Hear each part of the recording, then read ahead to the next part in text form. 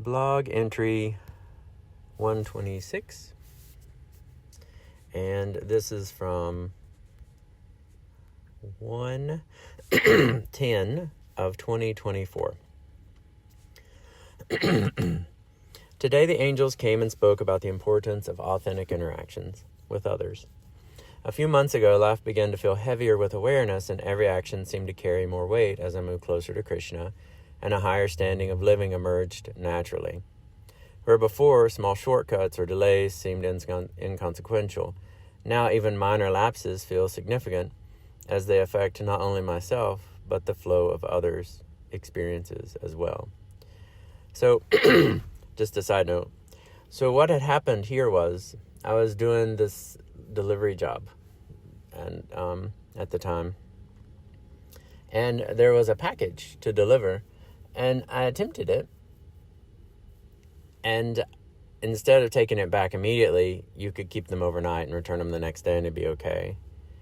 But because of whoever the package was going to had love for God, right? Rādhā and Krishna were like, no, you don't delay on this one. And I was like, well, I'll take it back tomorrow because I can. They're like, no, they have a lot of love for God and they're closer to us, and you need to go ahead and drive all the way back to this place it came from and drop it off so they can reattempt it tonight and get it to the person sooner. So this matters. And that was the first time that I'd had an experience like that, where it's someone I'm not really connected with at all.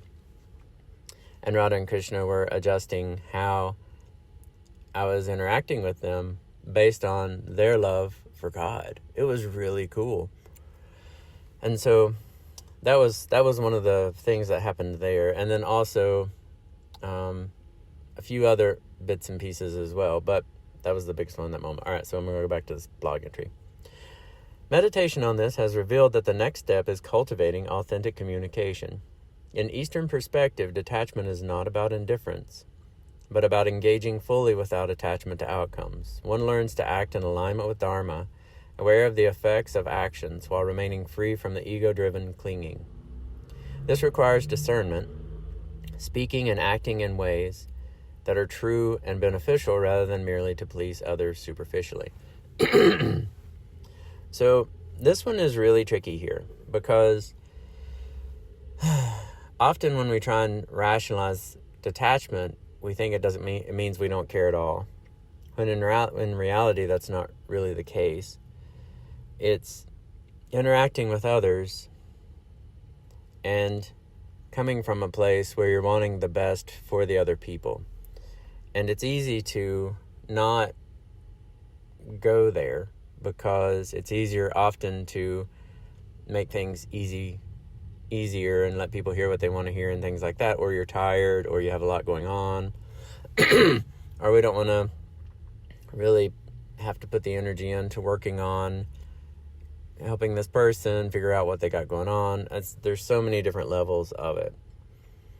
But sort of like the first experience, as you grow closer to Rādhā and Krishna, then you start working on a soul level, so more so. So you see the person as a soul, and you really want the best for the person. And what may be best for the soul may not be the best for them, like materially. So they may be going through like a major material challenge, but that may be taking a huge piece of karma out of their life and helping their soul grow. And it's really hard to sit with them while they suffer and they have a hard time, because that's the karma that's lifting and the burning off in the moment. So it's changing how you support others and how you interact with others as you grow closer to Rādhā and Krishna.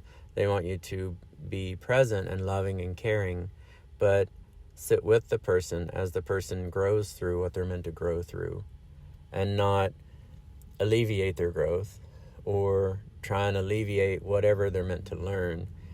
More of a supporting them as they learn what they're meant to learn from that moment. Okay, I'm going to go back to reading this one now. There is a subtle complexity here.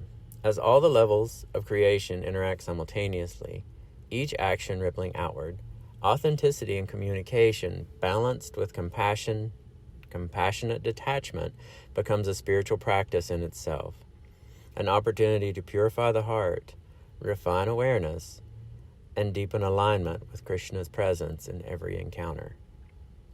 So if you think about that's like a direction to move in. It's going to be really hard to master those. It's going to take us a long time to get it. It's going to take me a long time to get it. That's a lot of moving parts and a lot of complications, but that's the goal, to move in that direction and just get better in that direction each day as we can. Because everything is connected and everything matters, and it does make a difference. And so it's sort of an extension of what I said a few days ago, where you have to find the point that you can push yourself to grow, but not so much that you hurt your bhakti, or you hurt your practice, or you stress yourselves out beyond being able to just love God. But this is the direction that we also have to learn to push ourselves in a way that we can sustain and grow. And it makes everything better, because everything is connected, and it does matter. All right. Well, I think that's pretty much all I got today on that one. Thanks so much for tuning in. Have a great rest of your day. If you have a chance, like and subscribe to the YouTube channel. It's super helpful. All right. Rādhā, Rādhā.